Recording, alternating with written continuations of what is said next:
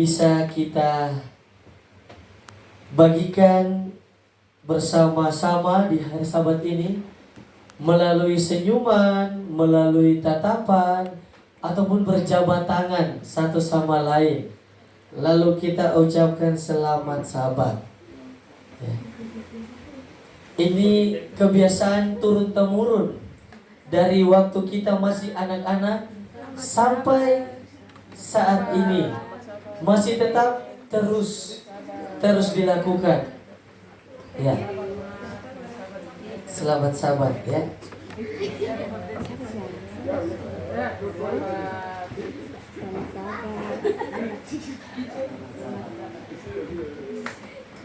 Terima kasih. Saya tidak suruh melakukan, tapi ini berarti inisiatif kita. Ya.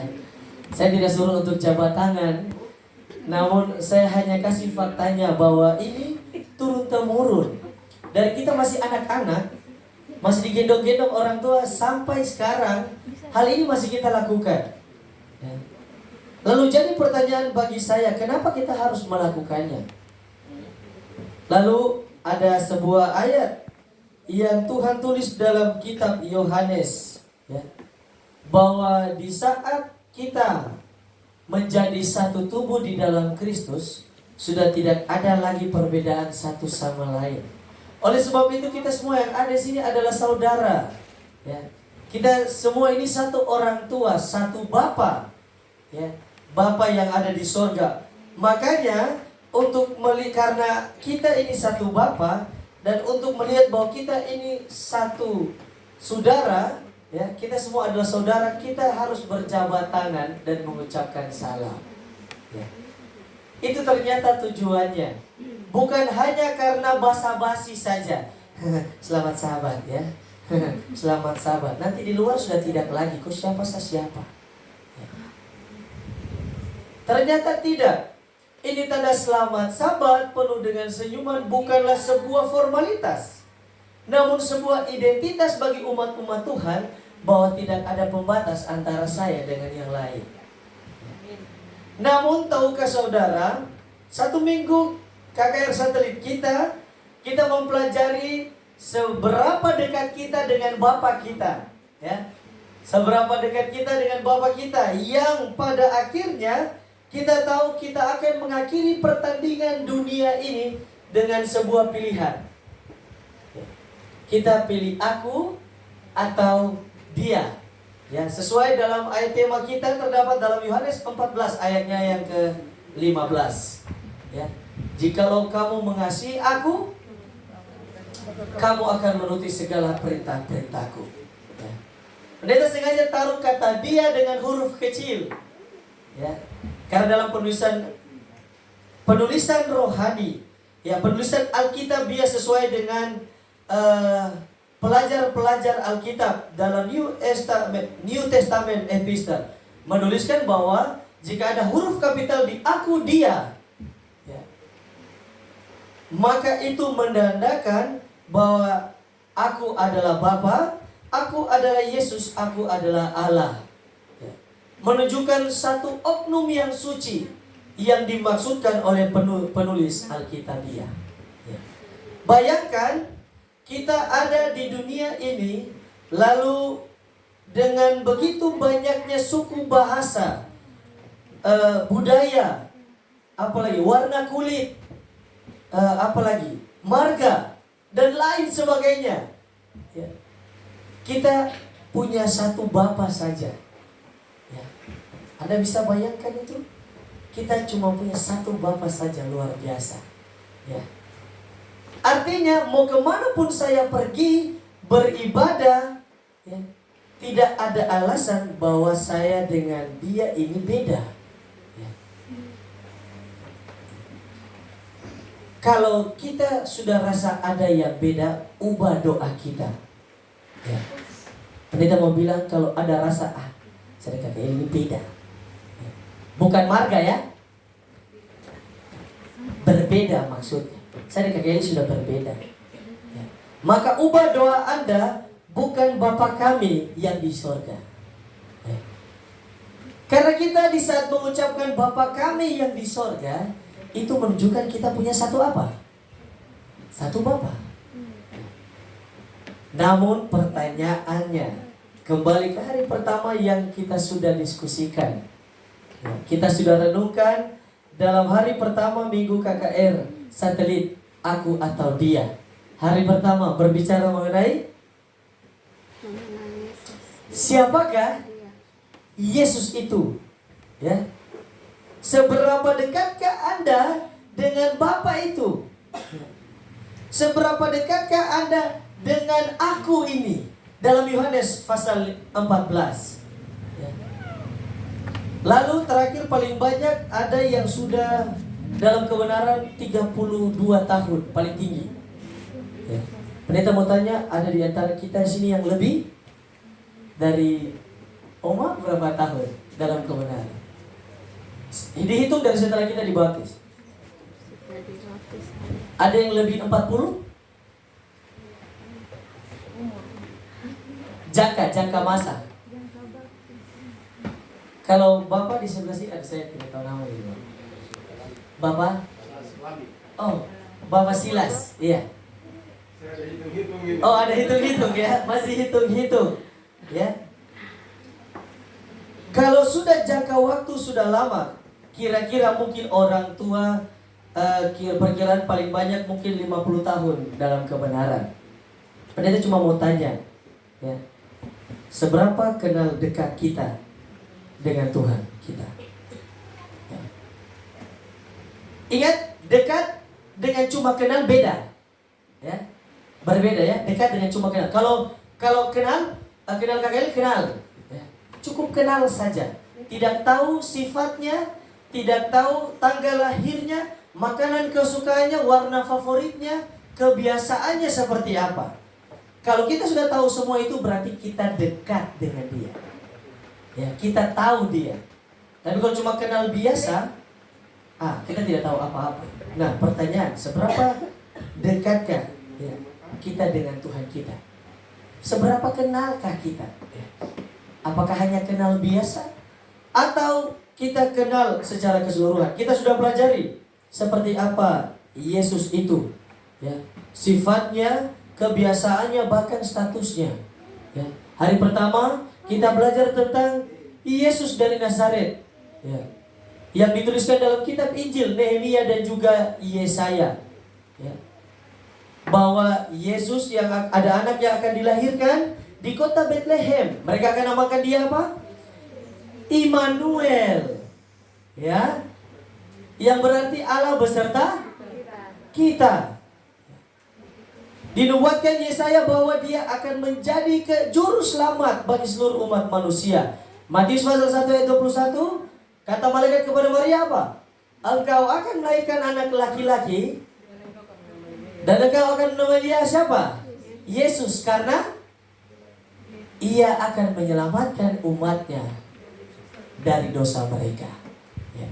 Kita tahu Yesus yang kita pelajari, yang Yesus yang kita kenal, dialah sang juru selamat yang mau berinkarnasi dari oknum kealahan, ya, jadi manusia di tubuh fana untuk bisa selamatkan manusia dari dosa, tebus mereka, lalu dia kembali ke surga. Hari kedua, setelah dia kembali ke surga, hari kedua Yesus bilang apa? Di malam kedua, jika kamu mengasihi aku, artinya kita apa? Percaya padanya. Apa yang kita percaya? Yohanes pasal 14. Dia akan apa? Dia akan pergi, sediakan tempat bagi kita, lalu akan apa? Datang kembali untuk jemput kita. Tujuannya cuma satu. Supaya apa? Kita ini dengan dia satu rumah. Ya? Kita ini dengan dia satu rumah. Itu sangat luar biasa. Coba bayangkan kita dengan Tuhan yang tiap hari kita berdoa, kita datang ke dia tiap pagi berdoa, kita sembahyang tiap Sabat, ya. Lalu kita sudah tidak perlu lagi berdoa dan sembahyang karena kita sudah satu rumah. Ya. Betapa luar biasanya momen saat itu. Ya. Kita satu tenda saja seru. Ya. Berkemah satu tenda saja seru sekali. Ya. Ada yang ikat terpal, ada yang bikin tenda, ya. Dan ada yang cuma nonton kita kerja. Ya. Maksudnya seru, banyak hal yang akan terjadi. Ya. Kita satu terpal, satu tenda saja sudah seru, apalagi satu rumah dengan Sang Pencipta yang jadikan semua yang ada di dunia ini. Betapa serunya, betapa bahagianya kita. Hari ketiga kita belajar tentang apa? Menuruti. Jikalau kamu mengasihi aku, kamu akan menuruti. Ya. Apa yang harus kita turuti? Ya. Perintah yang mana? Ya. 10 hukum. 10 hukum? Ya. 10 hukum saja? Ya. Atau hanya 10 hukum saja? Hah? Nah, ini lupa ini ya. Perintahnya mudah, hanya menuruti dan percaya akan setiap firman-Nya. Ya. Apa firman-Nya yang kita pelajari di hari selanjutnya? Firman-Nya, kita akan dimeteraikan di satu hari khusus, yaitu hari apa? Hari Sabat. Ya. Kita akan dimeteraikan, dan itu menjadi tanda bahwa kita ini siapa punya? Dia punya. Ya. Yang harus kita lakukan cuma percaya dan menuruti saja, supaya bisa dimeteraikan. Mereka yang beribadah, mereka yang percaya dan menuruti di hari yang lain yang tidak ditentukan oleh Tuhan, bisa dimeteraikan? Tidak. Ya? Bisa dimeteraikan? Bisa atau tidak? Ya? Wah, ini bingung ya? Oke. Di luar dari hari yang Tuhan maksudkan, ya, apakah bisa dimeteraikan atau tidak?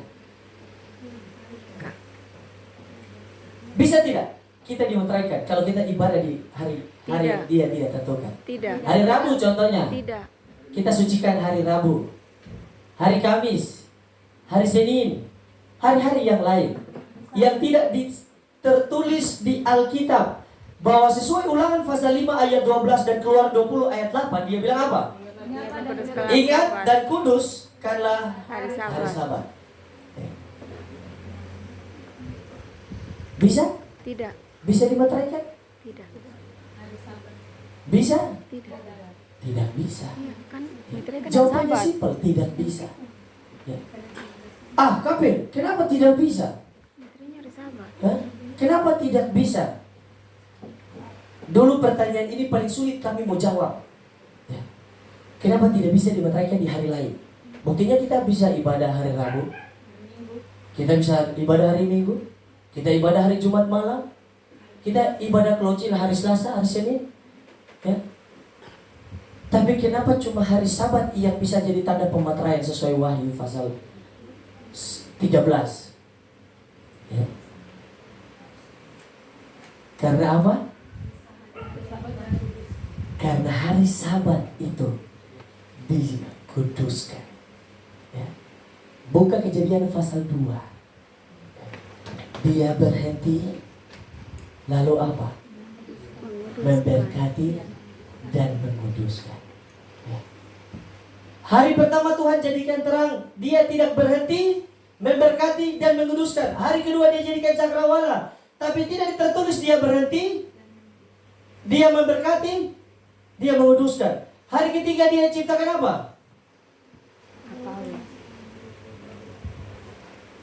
Dia ciptakan lalat pikat. Ya. Ya, bukan itu tulang. Ya, oh ternyata semua fokus, ya. Dia jadikan setelah cakrawala apa? Tumbuh-tumbuhan. Tumbuh-tumbuhan. Nah, ini bagus supaya kita buka Alkitab lagi. Ya. Tumbuh-tumbuhan yang apa? Berbiji. Hari keempat, dia ciptakan benda-benda penerang, bukan Philips ya. Dia ciptakan benda-benda penerang. Tidak tertulis dia berhenti, dia memberkati, dia menguduskan. Hari kelima, Apa? hewan yang ada di udara Suara besar. dan yang ada di laut. Ya. Tidak tertulis juga di situ. Dia berhenti, memberkati dan menguduskan. Hari ke-6, manusia dan hewan melata. Tidak tertulis dia berhenti, memberkati dan menguduskan. Namun di hari yang ke-7 ada yang aneh. Ya. Apa di hari yang ke-7? Dia berhenti, dia memberkati, dia menguduskan. Spesial sekali hari yang ke-7. Spesial sekali. Keluaran pasal 20 tuliskan bahwa 6 hari Tuhan kasih waktu untuk kerja. 20 ayat 8, ayat 9, 10 dan 11. Ya. Kalau di Keluaran 20 dia bilang sampai kita punya hewan tidak boleh beraktivitas hari Sabat. Ya. Orang asing yang ada di rumah juga tidak boleh beraktivitas hari Sabat. Melakukan pekerjaan. Yesaya sebutkan Yesaya 66, jangan kita injak itu hari Sabat. Ya. Karena itu hari Sabat kudus Tuhan, Tuhan Allah.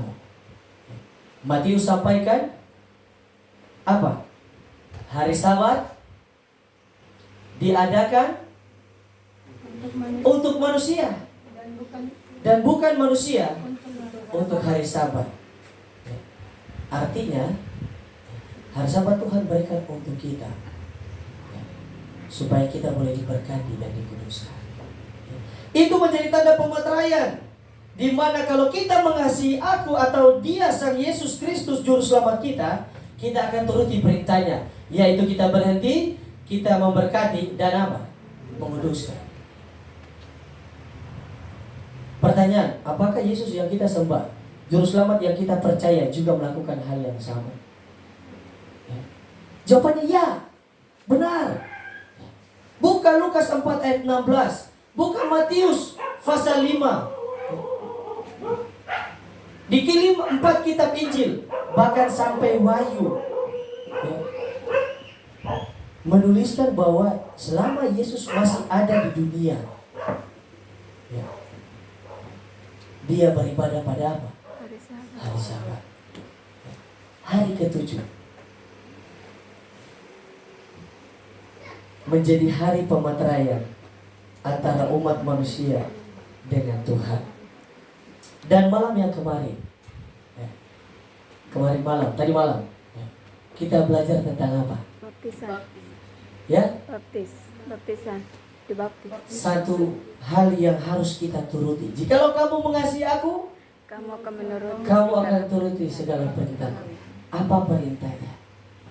Ada yang masih ingat? Ya. Apa perintahnya? Sebab itu bertobatlah, bukan karena kerajaan surga sudah dekat. Memang itu betul, itu tertulis ya. Ya, yang kita bahas tadi malam itu sebab itu bertobatlah dan berilah dirimu dibaptis. Kenapa? Kenapa kita harus beri diri kita untuk dibaptis? Ya. Kenapa? Ya. Matius 3 ayat 16, ya, Matius 3 ayat 16. Apa kata Yesus di saat Yohanes tahan dia? Harusnya kau yang baptis saya, baru kau datang minta saya yang baptisku. Ya. Yohanes tolak Yesus untuk baptis. Tapi apa kata Yesus kepada Yohanes Pembaptis? Biarlah hal itu terjadi. Biarlah hal ini terjadi karena apa? Demikianlah sepatutnya Kita melakukan kehendak siapa? Allah. Kehendaknya Bapa atau Allah. Ya. Bukan karena orang tua suruh, bukan karena oma opa suruh, bukan karena pendeta paksa suruh. Tapi kita mau melakukannya karena kita mau melakukan kehendak siapa? Kehendak Bapa. kita mengambil keputusan dibaptiskan bukan karena manusia. Karena itu bukan punya manusia. Yang punya siapa? Bapa yang di surga. Karena itu kehendaknya yang bukan menjadi kehendak kita. Kalau kita sudah berani melarang, kita sudah berani memaksa ataupun suruh, berarti Anda sudah mau menyamai posisi Anda dengan Sang Bapa atau Allah. Karena Alkitab hanya tulis itu, Tuhan bilang menggenapi kehendaknya siapa? Kehendaknya Bapa. Kehendaknya Allah. Kita harus dibaptiskan supaya kita menggenapi kehendak-kehendaknya Bapa. Agar kita bisa membunuh setiap kebiasaan buruk, negativity yang ada di dalam tubuh kita, kebiasaan kita, perilaku kita. Lalu kita disucikan, diangkat bersama dengan kesucian Sang Juru Selamat. Bahwa pada suatu hari ini menjadi simbol kunci untuk diselamatkan. Bah, kapan kalau saya sudah dibaptiskan waktu saya kecil, dibaptiskan seperti apa? Cuma dapat telepon sana. Kan sekarang ada baptisan lewat telepon, lewat bendera ada. Ada banyak jenis baptisan. Namun sesuai dengan firman Tuhan dalam Matius pasal 3 ayat 16, 17. Yesus dia keluar dari apa? Dari air. Kalau keluar dari air, berarti sebelumnya dia ada di mana? Dalam air. Di dalam air. Artinya frasa yang bisa kita simpulkan, dia apa? Tenggelamkan. Diselamkan. Ya, bukan dipercikan Bapak. Ya. Kalau percik cuma kayak percik-percik air begitu. Ya. Tidak semuanya di dalam air. Ya. Dan ini yang menjadi teladan bagi kita, supaya kita bisa melakukan kehendak Bapa yang ada di sorga. Itulah tanda di mana kita menuruti perintahnya. Kalau kita mengasihi Dia. Dan hari Sabat ini, ya, kita akan belajar, ya, dari tema kita aku atau dia. Ya. Dalam Yohanes pasal 14 ayat yang ke-15, jika kamu mengasihi aku, kamu akan menuruti segala perintahku. Ya. Ini sudah jam kritis, saudara. Jam 12 lewat. Pendeta baru opening tadi. Kalau di laptop dipindahkan pendeta ke materi, ini ada 109 slide. Tapi tidak lama, ya. Tapi pendeta yakin kita semua mencintai firman Tuhan, ya. Pendeta yakin kita mencintai firman Tuhan. Jadi boleh sampai habis, ya. Tidak. Kita berdoa bersama. Kita boleh selesaikan firman ini, pelajaran firman ini dengan baik dan benar. Kita buka perintah selanjutnya. Perintah di mana Tuhan ingin kita mengambil bagian. 1 Yohanes 5. 1 Yohanes 5 ayatnya yang ke-9. 1 Yohanes 5 ayatnya yang ke-9 dan ayatnya yang ke-12. Ada yang boleh bacakan di 1 Yohanes 5 ayat 9 dan ayat yang ke-12. 1 Yohanes 5 ayat 9, kita menerima kesaksian manusia, tetapi kesaksian Allah lebih kuat. Sebab demikianlah kesaksian yang diberikan Allah tentang anaknya. Iya, terima kasih. Ayat 12.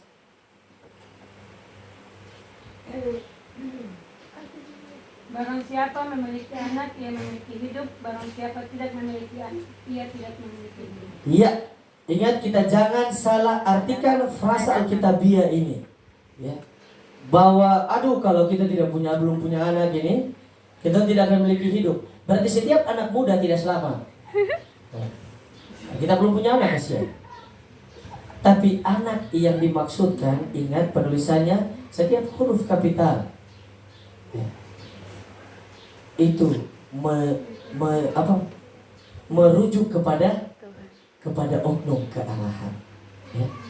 Dia katakan barang siapa memiliki anak yang dimaksudkan ada di dalam ayat yang ke-6, yaitu Yesus Kristus. Ya. Yang di dalamnya kita boleh diurapi dengan roh yang memberi kesaksian. Karena roh itu adalah kebenaran. Ya. Kalau kita memiliki anak ini, anak Allah dalam kehidupan kita, firman Tuhan, dia bilang kita akan memiliki hidup. Ya. Namun kalau kita tidak miliki dia dalam kita punya kehidupan, kita tidak akan punya hidup. Ya. Kenapa ayat ini disampaikan, dituliskan menjadi bagian kita, perhidupan kita saat ini? Umat Tuhan harus lebih memiliki Allah, lebih dari apapun, ya. Lebih dari yang kita cintai di dunia, bahkan yang kita lihat yang muncul seperti Allah. Ya. Kita harus lebih mencintai anak ini, memilikinya sepenuhnya, Yesus Kristus, agar kita dapat roh kebenaran itu. Kita boleh diurapi, diminyaki dengan roh kebenaran tersebut. Karena kalau kita sudah diurapi dengan Roh Kudus, roh kebenaran, firman yang ada di dalamnya, maka kita sudah bisa ada bersama-sama dengan Tuhan kita. Ya. Namun kenapa menjadi alasan kenapa perintah ini diberikan? Supaya kita lebih memiliki dia daripada yang lain. Ya. Alasannya hanya satu. Karena sudah banyak Allah-Allah lain yang diberikan sang dia atau setan itu untuk menggantikan posisi yang sebenarnya. Sudah banyak di Indonesia itu sudah pernah viral bahwa kalau mau cari Tuhan di dunia, cari di suku Toraja. Saya kalau tidak salah ya. Kalau tidak salah, kita waktu di kampus kita sering bermain ini. Ya, kalau ini pernah viral juga. Bahwa kalau mau cari Tuhan, itu ada di orang Toraja saja. Kenapa? Karena kalau tidak salah cuma ada di suku Toraja yang bisa panggil orang yang sudah mati baru suruh dia jalan. Ya kalau tidak salah sukunya seperti itu. Lalu saya search, saya nonton videonya.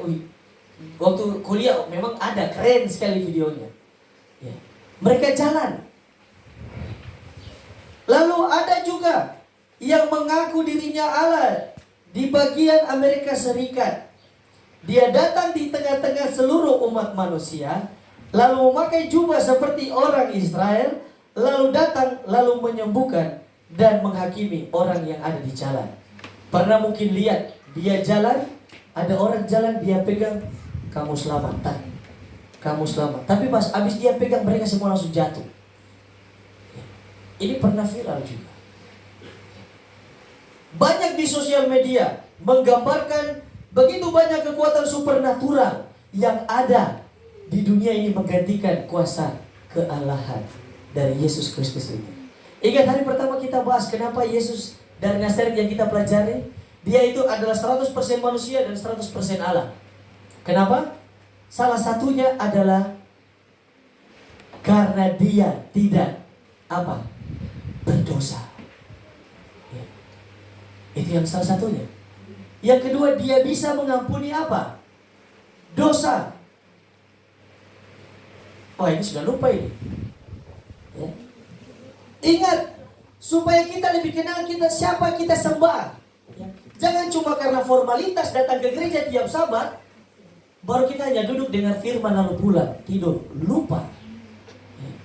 Harus lebih kenal kepada siapa kita beribadah hari ini, kepada siapa kita menyembah hari ini, dan alasan kenapa saya datang, saya mau ketemu dengan siapa. Kita harus tahu. Karena kata lagu anak-anak muda zaman dulu, mau dibawa kemana hubungan kita. Mau dibawa kemana? Tuhan, jalani saja dulu. Ya, kita jalani saja. Tidak pasti. Mau sampai di mana hubungan kita, mau seperti apa, itu harus pasti. Ya. Karena Tuhan tidak pernah gantung hubungan kita. Cintanya kepada manusia tidak pernah bertepuk sebelah tangan. Karena sekalipun sebelum kita meminta, Dia sudah kasih cintanya dengan cuma-cuma. Ada begitu banyak kuasa supernatural yang terjadi di dunia ini, yang membuat mereka yang dipakai setan untuk menggantikan kuasa kasih Allah. Ya. Apa yang terjadi di dunia ini? Teman-teman kita dari Muslim percaya bahwa kalau orang sudah mati, baru kalau dia punya mati sengsara, ya, contohnya kecelakaan, ya, mereka bilang dia masih punya waktu 7 hari. Untuk apa? Untuk selesaikan masalah dulu, baru dia akan kembali. Nah, itu pernah viral, jadikan film. Ya.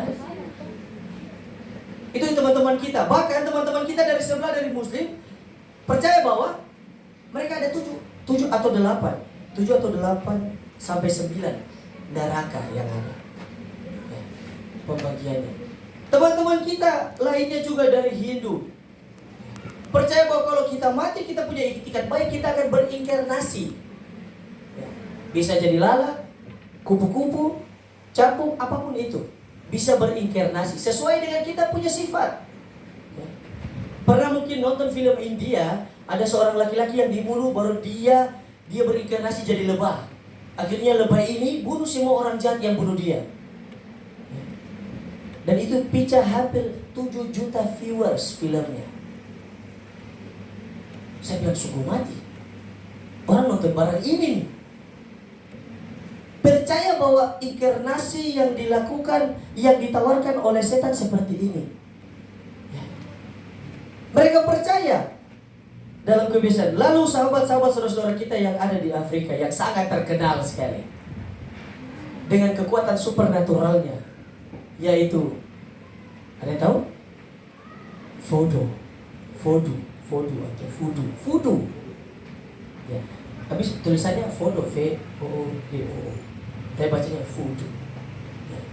Ini mempunyai berbagai jenis yang menciptakan bahwa ada 2 dunia yang bisa dihubungkan oleh orang-orang khusus yang sudah spesial waktu itu. Kepercayaan mereka yang sudah tidak lagi bergantung kepada Tuhan semesta alam, yang menyediakan kita nafas, menyediakan kita matahari, menyediakan kita segala sesuatu yang kita butuhkan. Lalu pertanyaan, bagaimana dengan kita orang Kristen? Ya. Apa yang kita tekuni, apa yang kita ketahui dari semua ketidakpastian yang ditawarkan dunia. Bahkan dunia juga sudah berhasil menaklukkan setiap umat manusia dengan menuliskan tanda 3 huruf yang ada di batu nisan, yaitu R.I.P.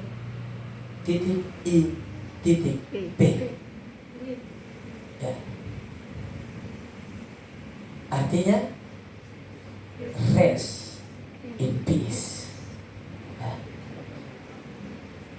Ada yang tahu artinya rest in peace? Mana guru bahasa Inggris? Ya. Miss Clarissa, rest in peace artinya? Rest in peace bahasa Indonesianya. Oh, istirahat dengan damai. Ya. Istirahatlah dengan damai. Pertanyaan, siapa yang tahu ya, kondisi posisi orang yang beristirahat dengan damai? Sampai berani-beraninya Anda tulis istirahat dengan damai. Ya. Ya. Adakah salah satu di antara kita manusia yang tahu hal ini sampai hal ini dituliskan? Ya. Mulai dari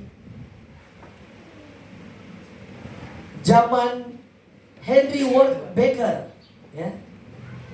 Mulai dari zaman Henry Ward Becker dan Socrates, ya. Ini ditulis rest in peace. Ya. Tahukah Anda bahwa penulisan kata ini tidak mengandung sisi Alkitabiah yang benar. Ini baru tahu kan kita.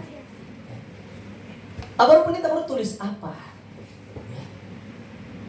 Karena kebanyakan budaya yang ditawarkan dunia itu selalu rip. Semua tulis rest in peace, rest in love. Ya. Ini semua dituliskan di batu nisan. Saya ingin baca salah satu tulisan orang yang mengomentari tulisan dari Socrates dan Henry Baker. Dia tulis seperti ini. Richmond, Virginia menuliskan, berhenti temanku selagi engkau lewat. Apa adanya engkau sekarang, begitulah aku dahulu. Sekarang bagaimana, sebagaimana aku sekarang, kamu akan segera menjadi. Jadi bersiaplah mengikuti aku. Itulah arti sebenarnya dari rest in peace. Ya. Anda tahu posisi ini dikomentari oleh para ahli-ahli yang menuliskan arti dari rest in peace, bahwa ternyata ini kondisi yang sama ya, yang akan ada di kita juga, yang dipercayai. Sebagaimana aku sekarang, kamu akan segera menjadi. Ya. Jadi bersiaplah mengikuti aku.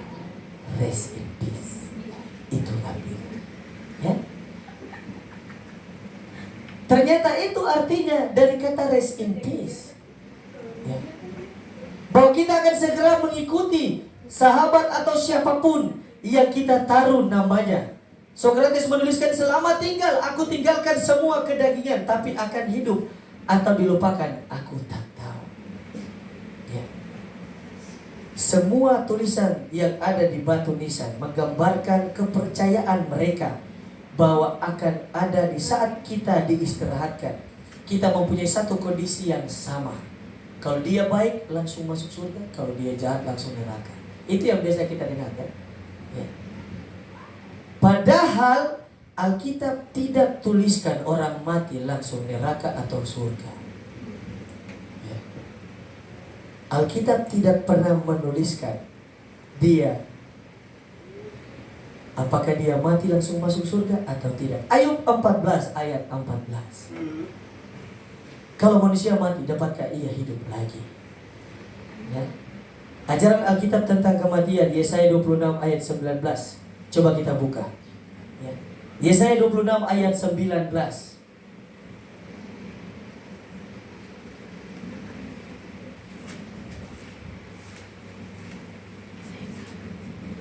Yesaya 26 ayat 19.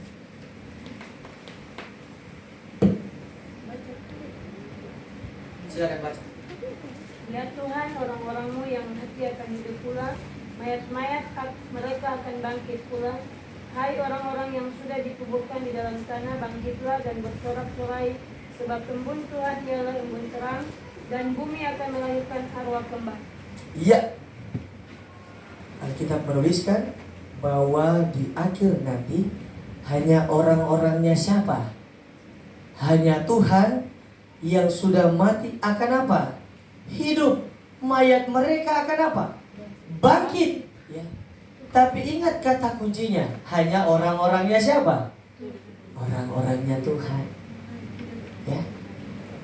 Hidup di dalam Tuhan akan bangkit. Adakah kehidupan setelah kematian? Ya. Ada. Ya. Kalau kita mau percaya dan hidup jadi kepunyaannya siapa? Kepunyaannya Tuhan. Ya. Namun apa yang terjadi, Kapen, kalau kita diistirahatkan, ya. Kondisi di saat istirahatkan, apa yang terjadi? Apakah seperti yang orang bilang? Kalau dia baik hidupnya, pasti langsung masuk surga. Tapi kalau dia jahat, pasti dia langsung masuk neraka. Ya. Alkitab tidak mengajarkan itu. Yang Alkitab ajarkan, Pengkhotbah 12 ayat 7. Apa kondisi dari seorang yang sudah diistirahatkan? Pengkhotbah 12 ayat 7.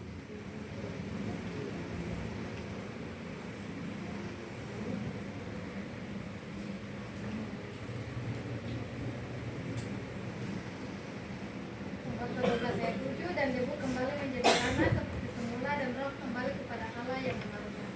Iya, Terima kasih. Alkitab menekankan bahwa debu kembali menjadi tanah seperti semula, dan roh Allah kembali kepada Allah yang mengaruniakannya atau yang memberikannya. Apa dasar dari ayat ini? Kenapa sampai bilang debu kembali menjadi tanah seperti semula? Apa yang terjadi di semula ini? Ya. Buka Kejadian pasal 2 ayat 7. Ya. Formula yang ada di sana ketika Tuhan membentuk manusia, dia bentuk dari apa? Debu tanah. Lalu dia kasih apa? Nafas kehidupan, ya, ke dalam hidupnya. Lalu manusia ini jadi apa? Hidup. Makhluk hidup. Nah, ini formula yang sering dibahas. Ya, ini sudah dari saya kecil saya tahu formula ini, walaupun saya belum belajar. Ya. Alkitab baik-baik. Formula untuk hidup, formula kehidupan. Yang pertama, formula kehidupan. Yang pertama, tanah, debu tanah, tambah. Nafas kehidupan dari siapa? Dari Allah. Baru jadi sama dengan makhluk hidup. Nah, formula ini. Debu tanah tambah nafas kehidupan dari Allah sama dengan makhluk hidup. Ya. Sekarang pengkhotbah sampaikan, kalau si makhluk hidup ini dia mati atau diistirahatkan, kita putar formulanya. Makhluk hidup sama dengan, ya, makhluk hidup sama dengan nafas hidup yang diberikan ke Allah, kembali ke Allah, ya, dan tubuh kembali ke tanah. Ya. Semua kembali ke semula, karena semula berasal dari sana. Tubuh berasal dari tanah, nafas berasal dari Allah. Ya. Ayub juga menyebutkan dalam pasal 27 ayat 3. Ayub 27 ayat 3.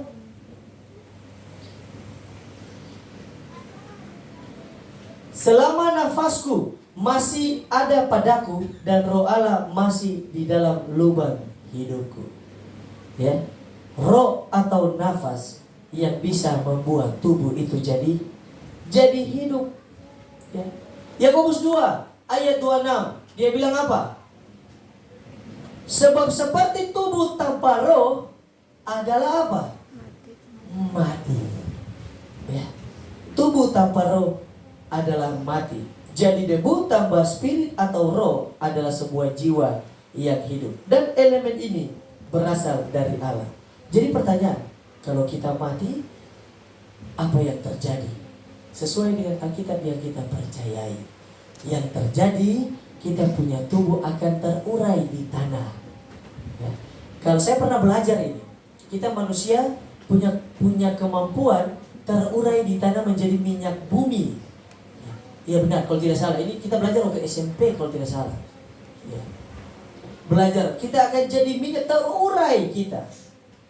Kita kembali menjadi tanah. Ya. Lalu pertanyaan, jiwa atau roh ini kemana? Ya. Apakah masih gentayangan di tempat itu? Makanya kita pasang lilin, ya, supaya dia ada dapat terang, ya. Atau apa?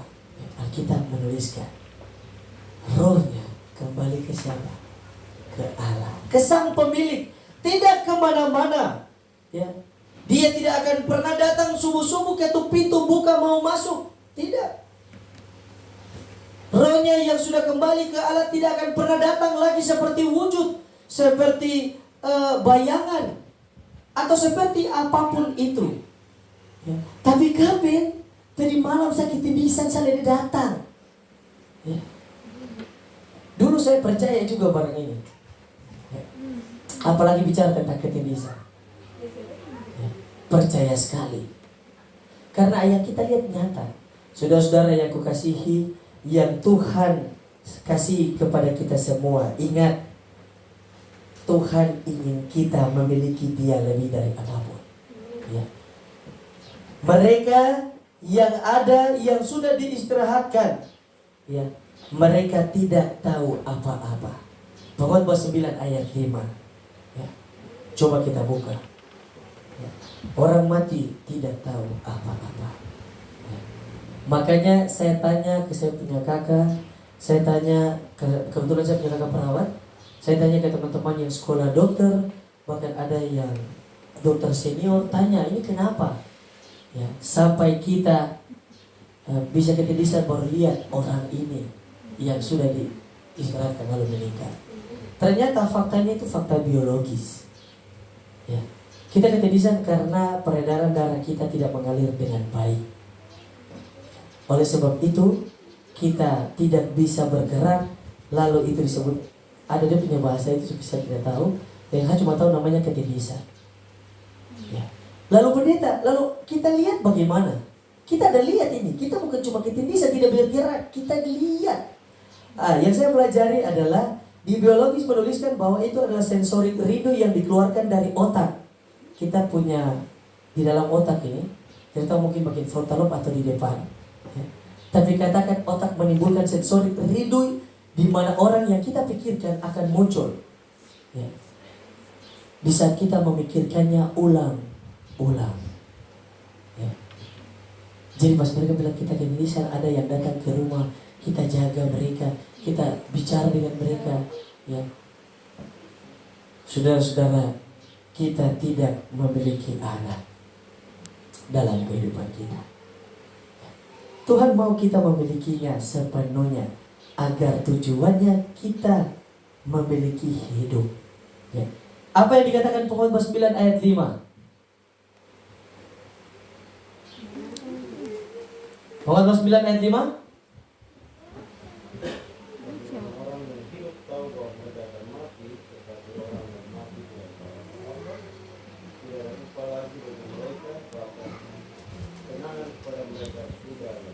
Ya, orang mati tidak tahu apa-apa lagi.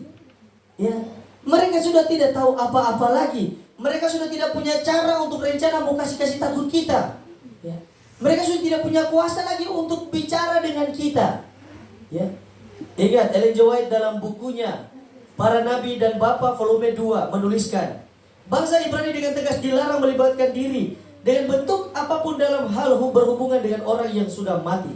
Allah sama sekali menutup pintu ini pada waktu ia berkata, orang yang sudah mati itu tidak tahu apa-apa. Tiada lagi pada mereka bagian dalam alam ini daripada segala sesuatu yang jadi di bawah langit. Ya. Mereka tidak tahu apa-apa. Sudah kembali, sudah terurai, rohnya sudah kembali. Namun kenapa sampai ada hal-hal yang terjadi? Bahkan Alkitab dalam 1 dan 2 Samuel menuliskannya. Ya. Ada seorang raja Israel yang karena dirinya merasa tersesat dan ditolak oleh Tuhan, dia pergi ke seorang wanita pintar untuk bertemu dengan nabi yang sudah meninggal. Siapa dia? Raja Saul. Ya. Dia pergi ke perempuan yang tidak disebutkan namanya, tapi mereka tahu perempuan ini perempuan pintar. Lalu perempuan pintar ini membuat nabi siapa yang dia cari? Nabi Samuel. Berbicaralah dia dengan rohnya. Ingat, di saat itu Saul menunjukkan ketidakpercayaannya kepada Tuhan sepenuhnya. Dan itu berlaku kepada kita semua. Di saat kita lebih mempercayai hal-hal yang seperti itu, ya, Anda sementara membuat setan populer. Ya. Ya. Salah satu membuat Lucifer atau setan ini jadi populer adalah bahas dia. Ya. Cerita kejadian-kejadiannya. Buat filmnya, populer dia. Itu kesenangannya. Makanya sudah banyak orang yang buat video dokumenter untuk ekspedisi masuk ke rumah, lihat WhatsApp tangan bergerak sendiri. Ya. Oh, ini ada yang bergerak, ini ya. Populerkan, mereka buat setan terkenal, bangga setan. Daripada membuat Allah yang berikan kita punya kebutuhan, sediakan kita punya kebutuhan terkenal. kita harus menjadi saksi-saksinya, menjadi umat-umatnya yang mengasihi dia dan melakukan perintahnya. Jikalau kamu mengasihi aku, kamu akan menuruti segala perintah-perintahku. Yohanes pasal 11 menuliskan, orang yang mati itu sama seperti mereka yang tertidur. Karena waktu Tuhan membangkitkan Lazarus, Yesus katakan kepada Maria dan Marta apa? Saudaramu ini, dia hanya tertidur. Tuhan menggambarkan bahwa kematian hanyalah seperti seorang yang tertidur. Pertanyaan pendeta, di saat Lazarus dibangkitkan, kenapa Tuhan harus bangkitkan dia? Kenapa Tuhan harus bangkitkan Lazarus kalau pada akhirnya dia mati? Ya.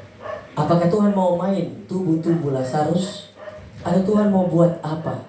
Saudara-saudaraku yang kukasihi, kalau kita baca Yohanes pasal 10 dan 11, kita akan mendapati pada saat yang sama orang Farisi dan Saduki juga ada di tempat yang sama, di kuburannya Lazarus. Orang-orang ini sudah tidak percaya lagi akan kebangkitan melalui Anak Allah, akan kebangkitan melalui Juru Selamat yang hidup. Ya.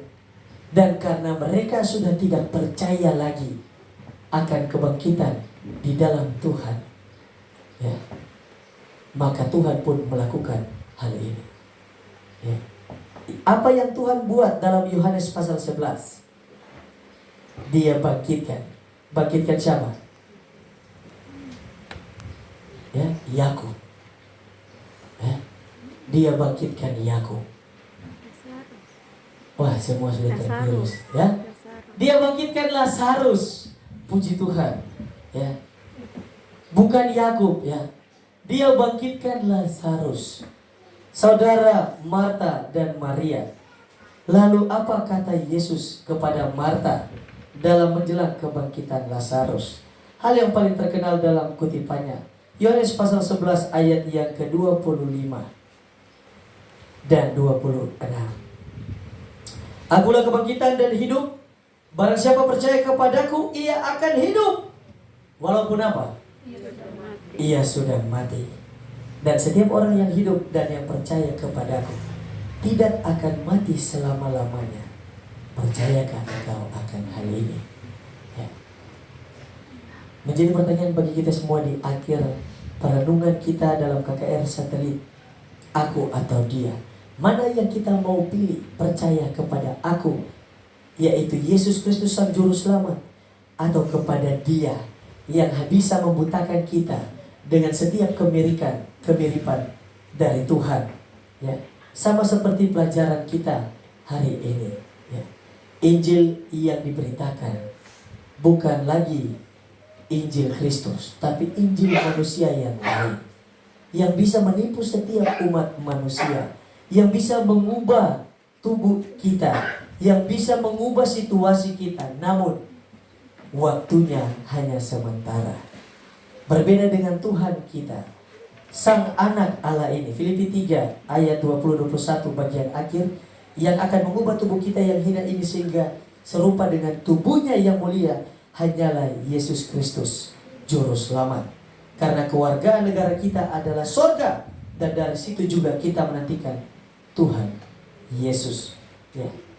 Daud pun berkata dalam Mazmurnya, pada waktu bangun aku akan menjadi puas dengan rupamu. Rasul Paulus juga menggambarkan, ini kami katakan kepadamu dengan firman Tuhan kita yang hidup, yang masih tinggal sampai kedatangan Tuhan sesekali, tidak akan mendahului mereka yang telah meninggal.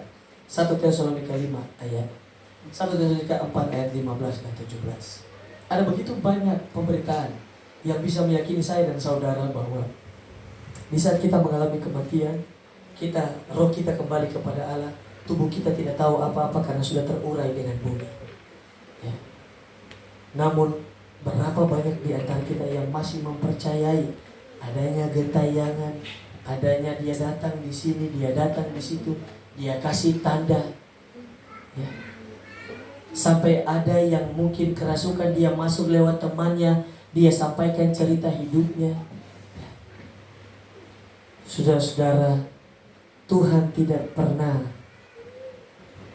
mengajarkan, bahkan Tuhan tidak pernah menuliskan bahwa hal ini berasal daripadanya. Tuhan menjadikan kita semua melalui nafas hidupnya, rohnya, melalui tangannya sendiri dia bentuk kita. Oleh sebab itu dia sampaikan, percayakah engkau hal ini? Di saat engkau percaya kepadaku, kamu tidak akan mati. Ya. Walaupun kamu sudah mati, dalam Yohanes pasal 11 ayat 26. Dan setiap orang yang hidup dan yang percaya kepadaku tidak akan mati selama-lamanya. Ya. Tuhan memiliki satu janji pengharapan yang penuh agar kita boleh mendapatkan hidup. Ya. Semuanya tergantung kita. 1 Yohanes 5 ayat 12 menjadi ayat penutup saya siang hari ini. Mari kita ucapkan sama-sama. 1 Yohanes 5 ayat 12. 2. Sudah dapat? Katakan amin. Kita baca sama-sama 2, 3. Ia memiliki hidup. Barang siapa tidak memiliki anak, ia tidak memiliki hidup. Barang siapa memiliki anak, ia memiliki hidup. Anak yang dimaksudkan adalah anak Allah, Sang Juru Selamat. Dia mau kita pilih dia. Ya, dalam Yohanes pasal 14 dia mau kita mengasihi dia. Jikalau kamu mengasihi aku, kamu akan menuruti segala perintah-perintahku. Dalam waktu terakhir ini, pendeta ingin membawa pikiran kita ke satu panggilan yang sudah Tuhan nanti-nantikan. Ya. Jika ada di antara kita mau mengikuti Tuhan, melakukan kehendaknya, menyatakan kasih-Nya dalam kehidupan kita. Tuhan, saya mau menjadi anak-Mu. Tuhan, saya mau menjadi umat-Mu, mengikuti perintah-perintah-Mu. Pendeta undang untuk maju ke depan. Ya.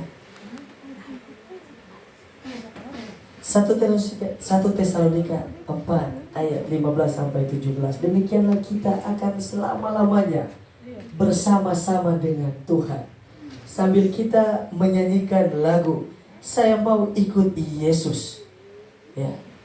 Mari kita renungkan ayat ini. 1 Tesalonika 4 ayat 15 sampai 17. Sebab pada waktu tanda diberi, yaitu pada waktu penghulu malaikat berseru dan sangkakala Allah berbunyi, maka Tuhan sendiri akan turun dari sorga, dan mereka yang mati dalam Kristus akan lebih dahulu bangkit. Sesudah itu, kita yang hidup, yang masih tinggal, akan diangkat bersama-sama dengan mereka dalam awan menyongsong Tuhan di angkasa. Puji Tuhan, ada satu anak Tuhan yang bisa mau menyatakan diri. Ingat, ini bukan pembuktian untuk dipamerkan di hadapan seluruh mata manusia. Ya.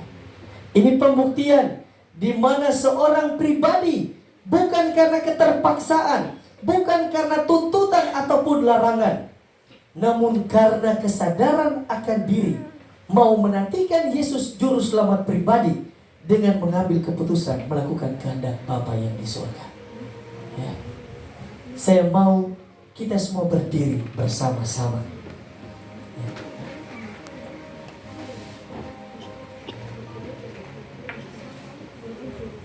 Ingat, hanya dengan memiliki anak saja kita bisa memiliki kehidupan yang kekal. Yohanes 11 ayat 25.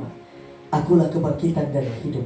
Barang siapa percaya kepadaku, ia akan hidup walaupun ia sudah mati. Dia menjanjikan sebuah kemenangan yang sama yang sudah dia alami di saat dia diistirahatkan. Namun bukan hanya sampai dia beristirahat saja. Ibrani pasal 7 menyampaikan bahwa keselamatan yang Tuhan janjikan adalah keselamatan yang apa? Keselamatan yang sempurna. Karena dia sudah hidup, mengalahkan maut, dan akan menjemput kita untuk memperoleh hidup yang dia janjikan. Mari kita berdoa sambil mendengarkan lagu ini. Tuhan Allah Bapa kami yang bertakhta dalam kerajaan surga, Tuhan, kami sudah pelajari firman-Mu selama beberapa hari, pekan, minggu KKR Satelit, aku atau dia dalam Yohanes pasal 14 ayat 15. Tuhan, kami sudah percaya akan firman-Mu. Kami sudah pelajari, sudah mengenal Engkau dengan seksama. Kami tahu bahwa Engkau adalah Allah yang kekal, Allah yang penuh kuasa, maha kasih. Bahkan Engkau adalah Allah yang mampu menyelamatkan kami. Tuhan, saat ini kami sangat membutuhkan Roh Kudus-Mu. Pegang tangan kami Tuhan, agar setiap firman yang sudah kami dengarkan, sudah kami pelajari dari malam ke malam, bahkan hingga sampai saat ini, kami dijanjikan hidup yang kekal di saat kami mau memiliki Engkau Tuhan. Bantu kami, bantu anak-anak-Mu ini ya Tuhan, agar tetap setia ke dalam tangan kasih-Mu, agar mereka boleh tetap setia dalam pilihan hidup mereka, agar mereka tidak dapat salah memilih. Mereka boleh dapat terus memilih untuk melayani Tuhan sepenuhnya dalam kehidupan mereka. Memberkati satu anak-Mu ini Tuhan, yang sudah mengambil keputusan untuk melakukan kehendak Bapa dalam upacara baptisan nantinya Tuhan. Tuhan, bantu dia dalam pergumulan hatinya. Hamba yakin dan percaya orang tuanya juga sudah menuntun dia ke jalan yang benar, sudah menuntun dia ke firman yang benar, Injil yang benar, sebuah kabar baik di saat dia mau mengambil keputusannya secara pribadi, bukan karena tuntutan orang tua. Tuhan, memberkati kedua orang tuanya, sanak saudara, bahkan pribadinya. Biarlah dia terus dipegang, dicampur tangan oleh tangan Tuhan. Bahkan dia terus dituntun oleh Roh Kudus dari sorga. Dia bisa menjadi anak yang membanggakan orang tua, terlebih nama Tuhan. Bahkan hingga sampai keputusannya ini terlaksanakan. Hamba yakin dan percaya Tuhan sudah mengirimkan malaikat dari sorga untuk melindunginya, agar setiap kuasa-kuasa kegelapan yang ada di dunia ini boleh dihalaukan, dan dia boleh meninggikan Tuhan dengan pilihan hidupnya. Jika ada di antara kita umat-umat Tuhan juga yang mau berdiri, yang mau maju ke depan, membuktikan di hadapan Tuhan, ya, Raja Daud menuliskan, jangan keraskan hatimu. Jika manusia menolak engkau, firman Tuhan menyampaikan ada Tuhan yang siap menjemput kita. Biarlah berikan diri kita untuk melakukan kehendak Bapa. Pendeta masih berikan kesempatan ke depan. Jika masih ada pergumulan pribadi, kiranya serahkan saja kepada Tuhan. Lakukan yang menjadi tugas kita. Sisanya kiranya Tuhan yang akan menyelesaikannya. Biarlah kehendak Tuhan jadi atas kita semua. Turunnya Tuhan, darah-Mu selamatkanku, meski dunia menyangkalmu, aku turut padamu. Ya Tuhan Allah Bapa kami dalam kerajaan surga, demikianlah pelajaran Alkitab kami. Namun kami percaya Tuhan tetap bersama-sama dengan kami. Kami tetap percaya Tuhan tetap boleh menjaga kami. Menyerahkan anak-Mu ini ke dalam tangan-Mu ya Tuhan, bersama dengan umat-umat Tuhan yang sudah berdiri menyatakan iman mereka. Kehendak Tuhan yang jadi, bukan kehendak kami.